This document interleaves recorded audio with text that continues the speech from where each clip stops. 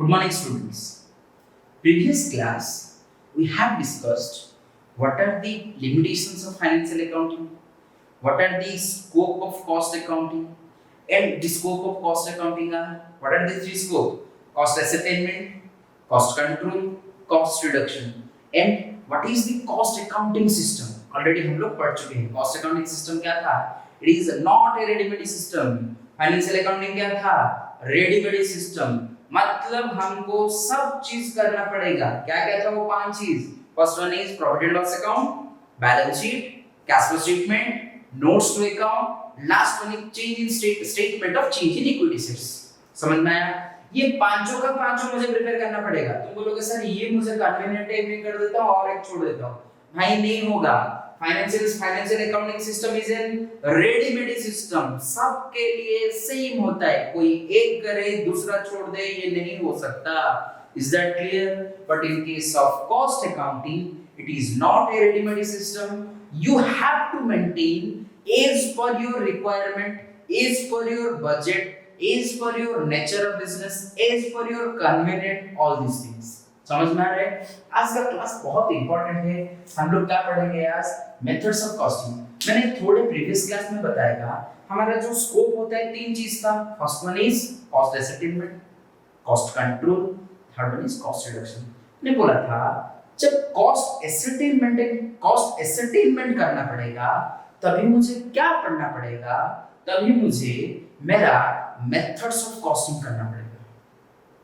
समझ में आ रहा है? जो cost control and cost reduction था उसके लिए मुझे टेक्निक पढ़ना पड़ेगा. ये चीज दिमाग के फिक्स करके रखो. इसका मतलब क्या है रे? कॉस्ट क्या क्या था? वन इज इधर लिखते हैं कॉस्ट कंट्रोल,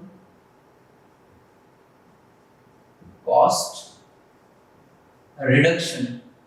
ये था कॉस्ट CERTA, कॉस्ट एसेटमेंट. मैंने क्या बोला था? कॉस्ट एसेटमेंट के लिए मुझे क्या पढ़ना पड़ेगा?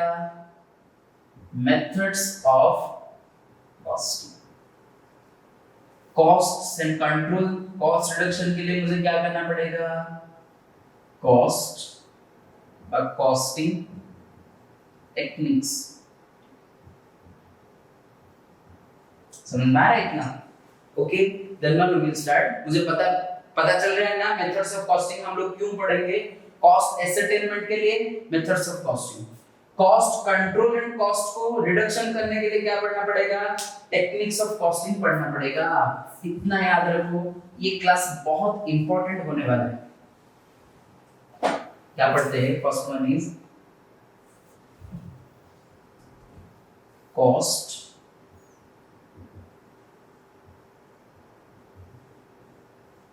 methods. First one is job costing. Second one is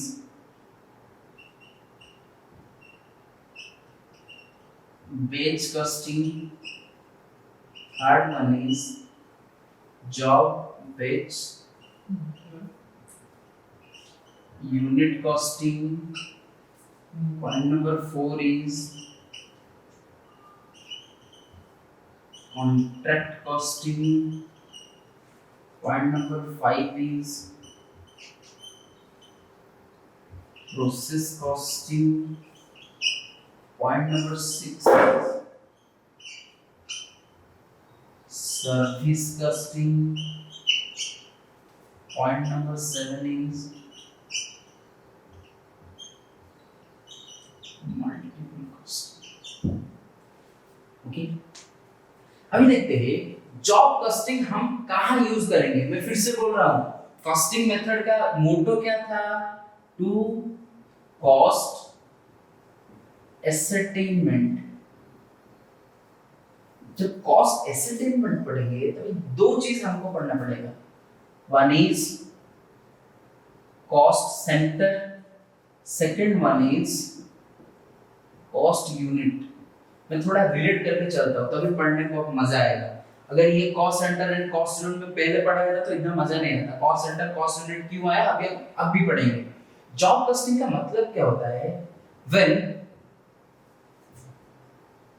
there is an individual specification from individual customer। ये बोल रहा है एक इंडिविजुअल कस्टमर रहता है, उसका इंडिविजुअल टेस्ट एंड प्रेफरेंस रहता है, इसका इंडिविजुअल जनरेट मतलब इसका इंडिविजुअल टेस्ट एंड प्रेफरेंस, इसका इंडिविजुअल चॉइस रहता है। वहां आपको क्या करना पड़ेगा? जॉब कॉस्टिंग करना पड़ेगा। फिर से बोल रहा हूं, जॉब कॉस्टिंग कहां करना पड़ेगा? जब मेरा इंडिविजुअल रहता है, इंडिविजुअल टेस्ट रहता है, इंडिविजुअल सब चीज मेरा इंडिविजुअल रहता है, तभी मुझे क्या करना पड़ेगा? जॉब कॉस्टिंग करना पड़ेगा। समझ में आ रहा है मैं क्या बोल रहा हूं? Is that clear? तुम बोलोगे सर ये कहां कहां होता है जॉब? जब देखो प्रेस इंडस्ट्री,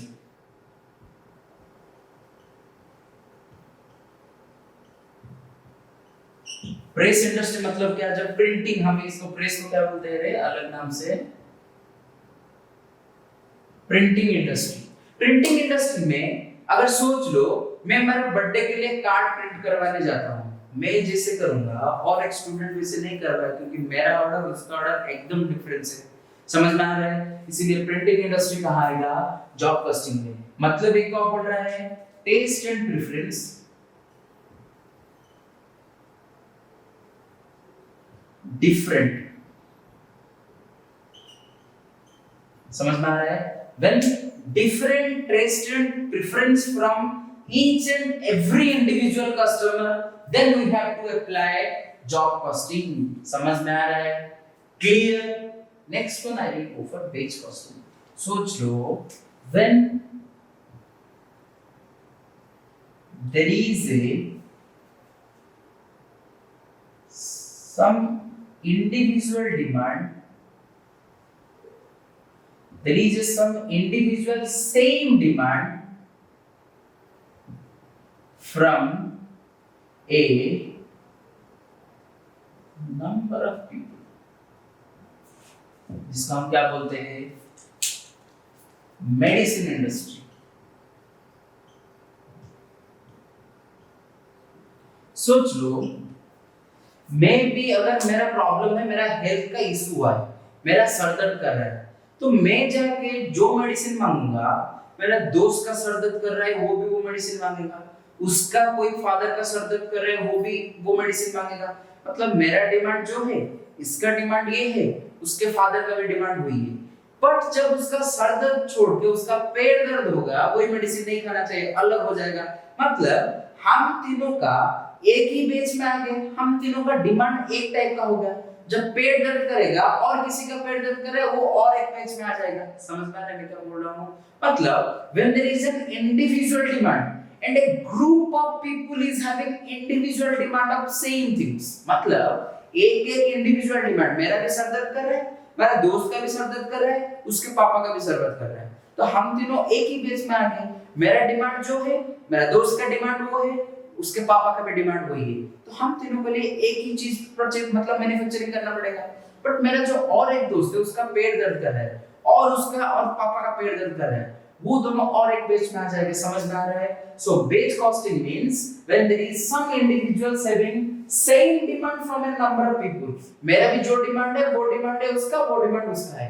सम पीपल का, हम दोनों का अगर डिमांड मिल गया, तभी कहां आ जाएगा? बेच कॉस्टिंग में आ जाएगा। समझ में आ रहा है? Next one is unit costing. When the demand of all people or taste and preference of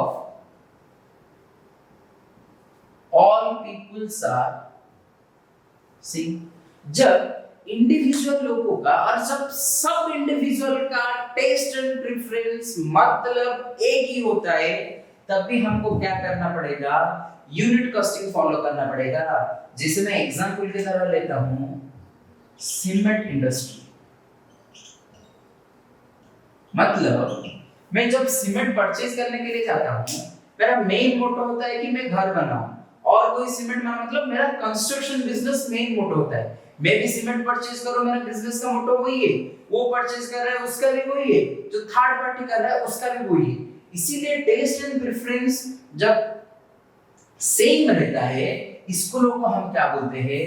cement industry.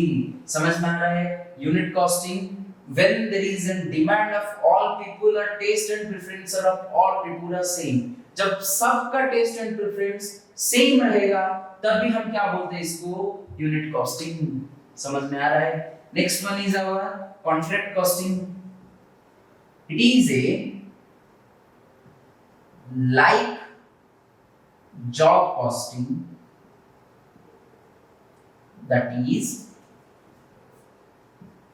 taste and preferences difference to each other, but having a large amount of money and a more than a year of time। ये बोल रहा है कि contract costing is same with job costing, but इसमें मेरा पैसा ज्यादा लगेगा और वो काम को करने के लिए 1 ईयर से ज्यादा लगेगा। समझ में आ रहा है? So contract costing is a type of job costing, or it is similar to job costing, not same to job costing. It is similar to job costing in which all methods and all techniques will be like job costing, but not same as job costing। क्योंकि ये जो job costing होता है उसमें थोड़ा कम पैसा खर्चा होता है। तुम आज ऑर्डर दो, 15 डेज 20 डेज में मिल जाएगा। और एक चीज को कॉन्ट्रैक्ट करने के लिए, मतलब प्रोडक्शन करने के लिए, मेकिंग करने के लिए मुझे कितना टाइम लगता है? 1 ईयर से ज्यादा लगता है, और मुझे बहुत सारे पैसा इंट्रोड्यूस करवाना पड़ता है और खर्चा करवाना पड़ता है। तभी हम इसको क्या बोलते हैं? Contract costing. इसका एग्जांपल क्या होगा? Making of bridge, building, pole etcetera. ये सब चीज हमको परचेज करवाने के लिए हमको क्या करना पड़ेगा? कॉन्ट्रैक्ट कॉस्टिंग फॉलो करना पड़ेगा। 1 मिनट फटाफट ओवरलुक करो।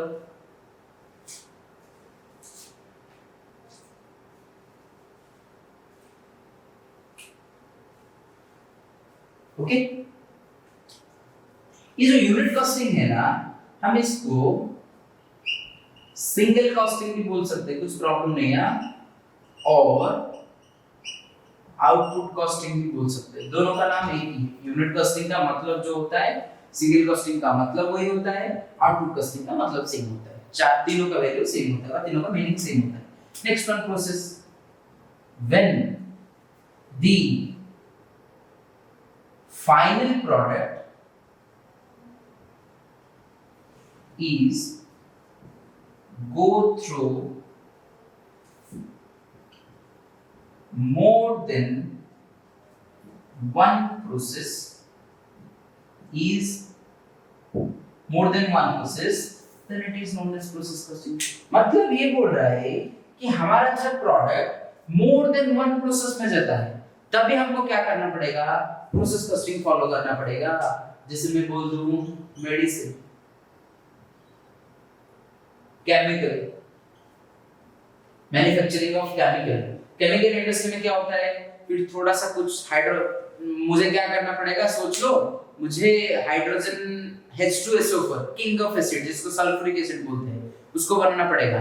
पहले हाइड्रोजन लाओ, फिर सल्फर लाओ, फिर ऑक्सीजन लाओ, तीनों को एक बॉक्स में डालो, फिर मतलब एक प्रोसेसिंग करवाओ, फिर उसको क्या होगा? H2SO पर बन जाएगा। ये जो केमिकल बनाने के लिए मुझे क्या बोलते हैं? Process costing, because it containing more than one processes। ये सिंगल चीज में नहीं होगा। Next one is service costing. In case of service sector,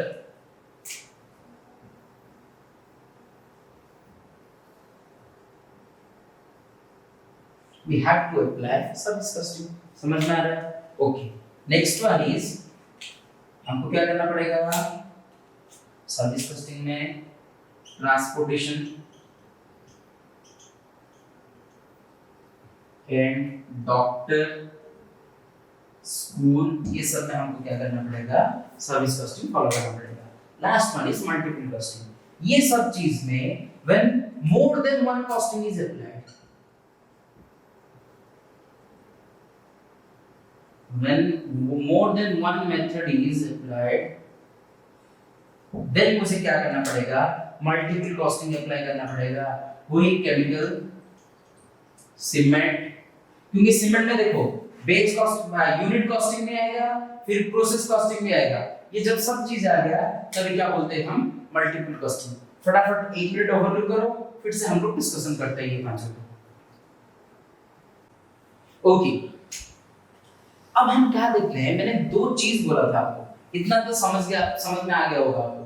अभी देखते हैं हम लोग, ये हो गया कि अरे सिंगल कॉस्टिंग बोल सकते हैं और यूनिट कॉस्टिंग बोल सकते हैं। फिर हम चलते हैं कॉस्ट यूनिट्स, कॉस्ट सेंटर्स। इसका मतलब क्या है देखो, cost unit and cost centre is a very important concept in cost accounting. ये बोल रहा है ये जॉब कॉस्टिंग जब मैं प्रिपेयर करूं तब टोटल कॉस्ट मुझे कहां चार्ज करवाना पड़ेगा। समझ में आ रहा है मैं क्या बोल रहा हूं? जब मैं बेच कॉस्टिंग करवाऊं टोटल कॉस्ट किसको चार्ज करना पड़ेगा। जब मैं यूनिट कॉस्टिंग करवाऊं टोटल कॉस्ट किसको चार्ज करूं। जब मैं प्रोसेस कॉस्टिंग करवाऊं तब टोटल कॉस्ट कहां चार्ज करूं, क्यों चार्ज करूं। ये बहुत इंपॉर्टेंट चीज बात है। समझ में आ रहा है मैं क्या बोल रहा हूं? तभी हम लोग देखते हैं जॉब कॉस्टिंग का मतलब क्या था रे कि ईच एंड इंडिविजुअल जॉब, फिर से बोल रहा हूं, each and individual job is different to each other. मतलब मैं अगर कुछ जॉब कर रहा हूं, मेरा जितना कॉस्ट हुआ मुझे चार्ज करना पड़ेगा। मेरा दोस्त गया, उसका जितना खर्चा हुआ उसको चार्ज करना पड़ेगा। मेरा पापा गए, उनका जितना खर्चा हुआ उनको चार्ज करना पड़ेगा। मैं क्या बोल रहा हूं समझ में आ रहा है? इसीलिए जॉब कॉस्टिंग में मेरा पूरा टोटल कॉस्ट सेंटर कौन होगा? Individual job.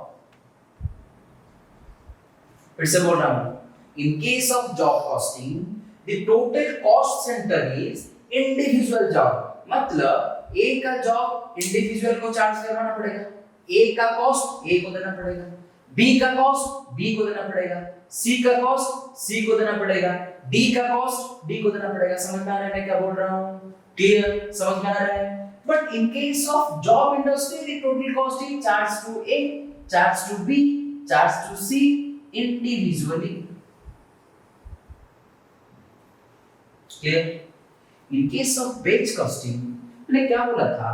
Batch costing में the total when individual demand is there and the individual demand is from number of peoples. मैंने ऑर्डर दिया, मुझे जरूरत है, मेरे दोस्त को जरूरत है, उसके पापा को जरूरत है, तभी हम लोग क्या बोलते थे उसको? batch costing बोलते थे। Then the total in case of batch costing, the total cost will be charged to each and individual batch। मतलब हमारे बेच में सोच लो, मैंने क्या बोला था? मैंने सर दर्द का दवाई गोली के बात किया था।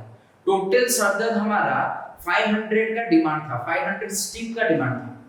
मतलब जहां 500 स्ट्रिप डिमांड हो गया उनको 500 स्ट्रिप को प्रोडक्शन करने के लिए जितना खर्चा हो रहा है सब खर्चा इसको ही चार्ज करवाना पड़ेगा। समझ में आ रहा है मैं क्या बोल रहा हूं? So this one is for बेच कॉस्टिंग। Is that okay? तुम बोलोगे सर कॉस्ट यूनिट कहां से निकालेंगे? सोच लो एक पेज में ये तो कॉस्ट यूनिट और नहीं निकाले क्योंकि ए का अलग यूनिट है, बी का अलग यूनिट है, सी का अलग है। So in case of individual job और job costing, cost unit is equals to cost centre. Cost centre जो है कॉस्ट यूनिट से ही है। But in case of batch costing, the cost center is each and individual batch. But in case of cost unit, each and individual customer. सोच लो मेरा बेच में 50 strip बना था मेडिसिन, एक टोटल कितना खर्चा हुआ? 500 रुपीस का खर्चा हुआ।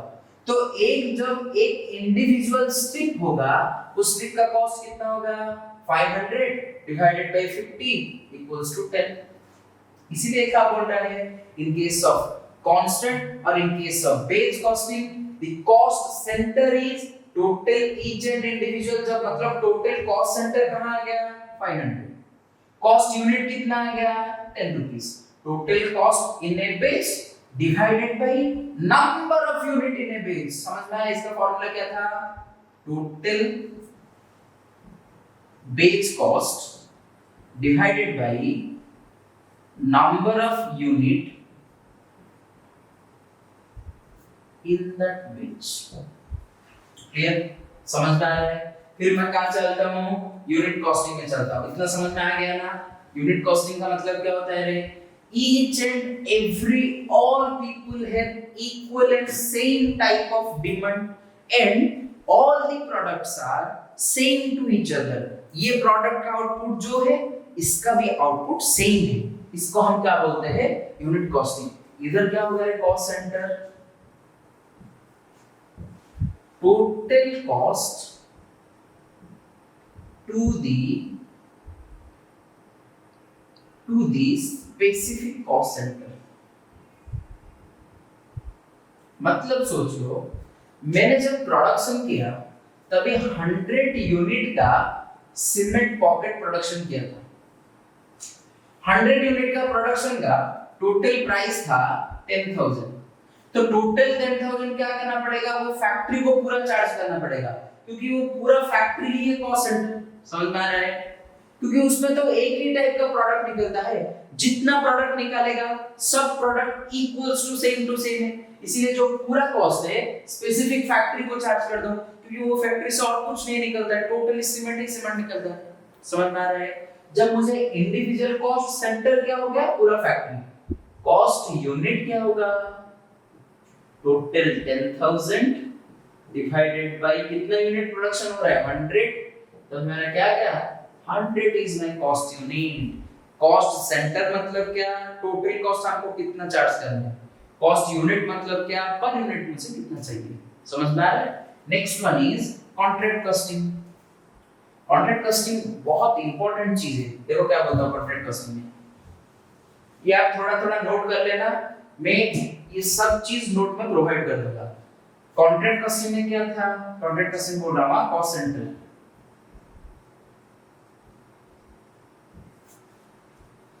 each individual contract and for each individual contract and each individual year। इसका मतलब हो गया जब हम लोग कॉन्ट्रैक्ट कॉस्टिंग प्रिपेयर करेंगे तभी मुझे क्या करना पड़ेगा, कॉन्ट्रैक्ट कॉस्टिंग फॉर 2019-20। मतलब ये क्या कहां से शुरू हो रहा है, 31 मार्च 2019 में शुरू हुआ, 1 अप्रैल 2020 में खत्म हो जाएगा। इसीलिए क्या बोल रहा है, पर कॉन्ट्रैक्ट को चार्ज होगा, पर ईयर के बेसिस पे चार्ज होगा। अभी थोड़ा इसको समझाऊं, मैं भी ये ज्यादा समझने के लिए कोशिश नहीं करता हूं, क्योंकि जब हम लोग ये इंडिविजुअल चैप्टर में जाएंगे तब पढ़ने की मजा आएगा। समझ में आ रहा है? तो इसीलिए क्या बोल रहा है, इन case of contract costing the cost centre is पर कॉस्ट और पर ईयर एंड पर कॉन्ट्रैक्ट। सोच लो मैं बिल्डिंग 1 परचेज कर रहा हूं, बिल्डिंग 2 परचेज कर रहा हूं, इसका कॉस्ट हो गया 500, इसका कॉस्ट हो गया 500। इसका 2 साल है, फर्स्ट ईयर में हुआ था 300, सेकंड में हुआ था 200। इसका 2 साल का वो ये हुआ है 250, इसका हुआ है 250। इसका फर्स्ट ईयर में 250 चार्ज कर दूंगा, इसका सेकंड ईयर में 250 चार्ज कर दूंगा, इसका फर्स्ट ईयर में 300 चार्ज करूंगा, सेकंड ईयर में 200 चार्ज करूंगा, बात खत्म। So the cost centre is each and individual contract for each and individual year. Contract के हिसाब से अलग करना पड़ेगा एंड ईयर के हिसाब से अलग करना पड़ेगा। मैंने दोनों कॉन्ट्रैक्ट को मिलाने से नहीं होगा, दोनों ईयर को मिलाने से एक में नहीं होगा। हम लोग इधर पढ़ेंगे, मेरा बहुत सारा वर्क इन प्रोग्रेस क्या होता है इधर आएगा। जब मेरा ईयर में एंडिंग में एक चीज कंप्लीट नहीं होता है, इसको हम क्या बोलते हैं, work in progress. Work certified क्या होता है, वर्क अनसर्टिफाइड क्या होता है, सब चीज यहाँ है, हम लोग पढ़ेंगे। And profit should be measured in each and individual year, ये भी बहुत इंपॉर्टेंट चीज है। हम जब प्रॉफिट निकालेंगे तब भी हमको for each and individual year के लिए ईच एंड इंडिविजुअल निकालना पड़ेगा। समझ में आ रहा है? Is that clear? Okay, next one is process costing. In case of process costing, the most important is the cost center, cost unit. Cost center is each and individual process. तुम बोलोगे sir जब ये तीन product में final product आता है तब भी हमको टोटल कॉस्ट चार्ज करना चाहिए, पर प्रोसेस कॉस्टिंग बोलता है भाई हम लोग ऐसे नहीं करेंगे। क्यों नहीं करेंगे? देखो मेरा तीन प्रोसेस एक चीज में, P1, P2, P3। Sugar cane का एग्जांपल लेते हैं। जब मैंने शुगर केन लाया उसको जूस में कन्वर्ट किया, पहला मेरा क्या है? Sugar cane juice. ये सोच लो शुगर केन जूस। मैंने जब प्रोसेस 2 में वो प्रोडक्ट शुगर केन जूस है, इनपुट P2 से क्या निकाला? मोलासिस। ये P3 में निकाला शुगर, P4 में हो गया शुगर बा प्योर शुगर, जिसको हम फिर से क्या करवाते हैं? प्योरिटी करवाते हैं, नहीं तो रिफ्रेश करवाते हैं। इसको हम क्या बोलते हैं? Pure sugar. तो मैं P1 का अलग कॉस्ट निकालना पड़ेगा divided by number of unit produced in P1, तब मेरा क्या आ जाएगा? कॉस्ट यूनिट आ जाएगा। फिर P2 मोलासिस में, क्योंकि पता है क्या प्रोसेस कॉस्टिंग में हम लोग क्यों अलग-अलग करते हैं? अगर सोच लो P1 में मेरा 100 लीटर का शुगर केन जूस निकला, ये कंपलसरी नहीं है कि ये पूरा अमाउंट P2 को जाएगा, 100 लीटर पूरा P2 को जाएगा। समझ में आ रहा है? इसीलिए मुझे क्या करवाना पड़ता है? प्रोसेस कॉस्टिंग को अलग-अलग करवाना पड़ता है। Is that clear? बट ये भी सोच लो ये 100 लीटर नहीं आके इधर 90 लीटर आया। P2 में जो प्रोसेस आया उसको 90 केजी बट 80 केजी निकलना था, वो जो 80 केजी निकला ये भी पूरा 80 केजी इधर का पता नहीं, ये बीच में भी सेल हो सकता है। इसीलिए मुझे क्या करना पड़ता है? ईच एंड इंडिविजुअल कॉस्ट का इंडिविजुअल कॉस्ट, इंडिविजुअल प्रोसेस का इंडिविजुअल कॉस्ट निकालना पड़ता है। क्लियर? समझ में आ रहा है? Next one is service costing. और ईच एंड सर्विस कॉस्टिंग में दो कॉस्टिंग होता है, one is standard cost, second one is running cost। Standard cost क्या होता है? स्टैंडर्ड कॉस्ट में हम लोग क्या पढ़ेंगे? वो फिक्स कॉस्ट होता है, तुम कितना बिजनेस करो क्या करो ये तो होना ही होना है। रनिंग कॉस्ट में क्या होगा रे? ये सब जो मल्टीपल कॉस्टिंग में, सॉरी सर्विस कॉस्टिंग में दो टाइप का होता है, standard cost, next one is running cost. Business को जो तुम प्रोसेस को चलाओ, सर्विस को चलाओ ना चलाओ उतना ही देना पड़ेगा, तो वो मुझे क्या करना पड़ेगा? टोटल बिजनेस को चार्ज करना पड़ेगा, एंड ये नंबर ऑफ यूनिट से डिवाइड करके रनिंग कॉस्ट ऑफ चार्ज करना पड़ेगा। हम लोग पढ़ेंगे सर्विस कॉस्टिंग में क्या क्या होता है। Okay, my last one is multiple costing. तब भी देखते हैं मल्टीपल कॉस्टिंग में कॉस्ट सेंटर चार्ज करने का बहुत इंपॉर्टेंट चीज है। एक सेकंड हाँ,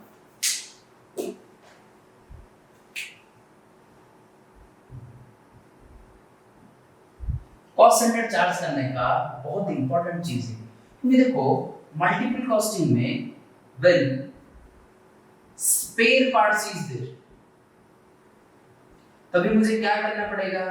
बेच कॉस्टिंग निकालना पड़ेगा, क्योंकि मैं स्पेयर पार्ट्स को एक यूनिट प्रोडक्शन नहीं करूंगा, स्पेयर पार्ट्स सबके लिए। मान लो सुजुकी का जो इंजन बनता है उसका इंजन सबके लिए सेम है, 1200 सीसी में जितना गाड़ी आता है सबका इंजन सेम है। फिर जो 1400 सीसी में 800 सीसी में जितना आता है सबका इंजन सेम है। फिर ये इंजन एकदम सेम बनाता है, पार्ट सब सेम बनाता है, तो इसलिए क्या बोलते हैं इसको? बेच कॉस्टिंग। पर जब ईच एंड इंडिविजुअल डिजाइन करवाता है तब भी हम उसको क्या बोलते हैं? यूनिट कॉस्टिंग बोलते हैं।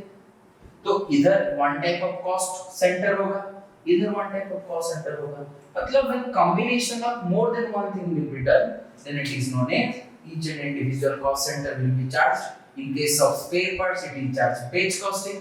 For individual batch, individual cost center. In case of unit costing, for total, it will be charged total. समझ में आया? Clear? Next one. तभी मुझे क्या करना पड़ेगा? ये मेरा क्या हो गया रे? Costing methodology. फिर से बता दो क्या एक बार? First one unit, first one क्या था रे? Job costing. Output, taste and preference सबका अलग चीज होता है। Next one is batch costing, individual demand for common man, then one is batch costing. Unit costing, सबका आउटपुट सेम होता है, cement industry. Contract costing, time will be more, process will be more, processing time will be more, money incurred will be more, expenses will be more, that is contract costing. When more than one process is there, process costing. In case of service sector, service costing. When combination of more than one activity is done, then it is known as service costing. इतना तो आपको पता चलेगा। अभी हम लोग क्या देखते हैं, ये हो गया क्या, मेथड्स ऑफ कॉस्टिंग। अभी हम लोग क्या देखते हैं,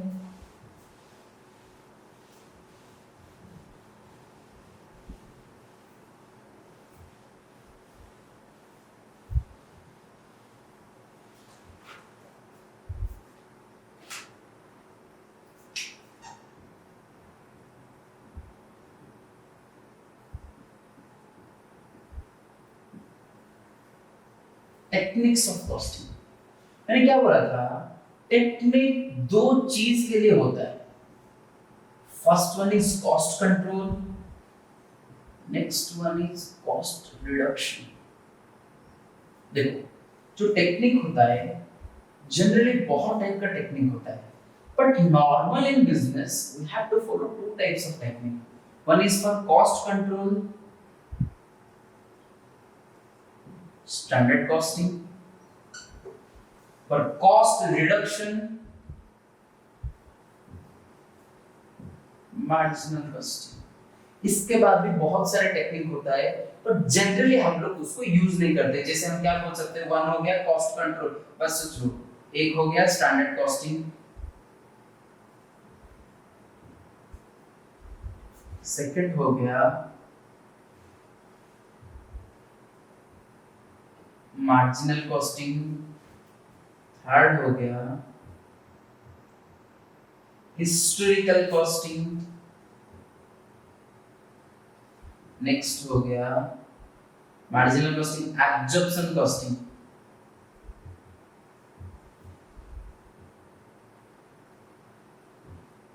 एब्जॉर्प्शन कॉस्टिंग, इससे बहुत सारे कॉस्ट अकाउंटिंग टेक्निक्स है। वो सब कॉस्ट अकाउंटिंग टेक्निक को हम छोड़ के फिर बाद में हम लोग क्या देखते हैं, और बाकी चीज देखते हैं। और क्या बोल सकते हैं, डिफरेंशियल कॉस्टिंग भी और एक है। मैं बोल रहा हूँ ये सब चीज इतना जरूरी नहीं है। एब्जॉर्प्शन कॉस्टिंग को कंप्लीट करके मतलब रिप्लेस करवा के मार्जिनल आया, हिस्टोरिकल कॉस्ट को रिप्लेस करवा के स्टैंडर्ड आया। जनरली ये चीज बहुत इंपॉर्टेंट है। ये तीन चीज इतना इंपॉर्टेंट नहीं है, बस थ्योरी एग्जाम के लिए हमको लिखने के लिए लिखते हैं, बस इतना काम का चीज नहीं है। तो हमको जो टेक्निक्स ऑफ कॉस्टिंग में हमको दो चीज पढ़ना पड़ेगा, one is cost control, second one is cost reduction. मैंने पहले से ही बोल चुका हूं, कॉस्ट कंट्रोल कब हमको करना पड़ेगा, when actual cost is more than standard cost, we have to do cost control technique. When my actual cost is equals to or less than standard cost, then I have to do cost reduction techniques. समझ में आ रहा है मैं क्या बोल रहा हूँ? तब जब हम मार्जिनल कॉस्टिंग चैप्टर पढ़ेंगे उसको क्लियरली पढ़ेंगे। जब कॉस्ट कंट्रोल टेक्निक पर जब हम स्टैंडर्ड कॉस्टिंग पढ़ेंगे, स्टैंडर्ड कॉस्टिंग में और एक क्या नाम होता है रे, वेरिएंस एनालिसिस।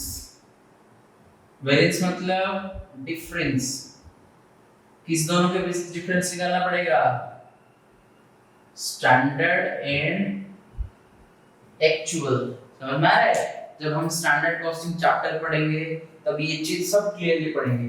जब cost reduction marginal costing chapter पढ़ेंगे तब ये सब चीज क्लियरली पढ़ेंगे। Okay, we will discuss about different types of cost in next chapter. Okay, ये पहले क्या करना पड़ेगा आप लोग को, इतना पढ़ के आना चाहिए, इतना पढ़ के आओ। फिर क्यों, देखो हम क्या क्या कवर किए थोड़ा देख लेते हैं। पहले हम लोग क्या पढ़े थे, फाइनेंशियल अकाउंटिंग क्या होता है, अकाउंटिंग क्या होता है वो पढ़े। अकाउंटिंग तीन टाइप का होता है, फाइनेंशियल जनरली तीन टाइप का होता है। मैंने बोला फाइनेंशियल ह्यूमन रिसोर्स अकाउंटिंग होता है, सोशल रियल अकाउंटिंग होता है, ऑडिटिंग होता है, ऑडिट अकाउंट होता है, बहुत सारे चीज होता है। बट मेरा मेन मोटो क्या है, financial accounting, cost accounting, management accounting. Financial accounting have some problems to cross over the financial accounting. मेरा क्या आता है, कॉस्ट अकाउंटिंग आता है। कॉस्ट अकाउंटिंग का प्रॉब्लम को क्रॉस ओवर करने के लिए क्या आता है, मैनेजमेंट अकाउंटिंग आता है। तो कॉस्ट अकाउंटिंग में हम लोग क्या पढ़े, चार चीज पढ़े। One is cost, second one is क्या है? First one is cost, second one is, मैंने चार चीज बोला था, पहला हो गया cost, costing, cost accountancy, and last one is our cost accounting techniques. फिर से बोल रहा हूं, one is cost, second one is costing, third one is cost accounting, point number 4 is cost accountancy. हम लोग पढ़े कॉस्ट का मतलब क्या था, the amount of money sacrifice to get in product. Costing का मतलब क्या था, it is the technique to find and cost of an product. Cost accounting का मतलब क्या था, recording, classifying, summarizing, analyzing all these transactions to get and find and settlement of cost. Cost accountancy क्या था, combination of costing and cost accounting principles for cost control, cost measurement, profit analysis। तीन चीज करवाना था cost accountancy पे। फिर हम लोग क्या पढ़े, different types of techniques of costing, different types of जो techniques ये दो टे पढ़े, next one methods of costing। ये सारे चीज देख के आओ। मैं नेक्स्ट क्लास में क्या पढ़ूंगा थोड़ा सा बता देता हूं, फिर हम लोग क्लोज करवाएंगे।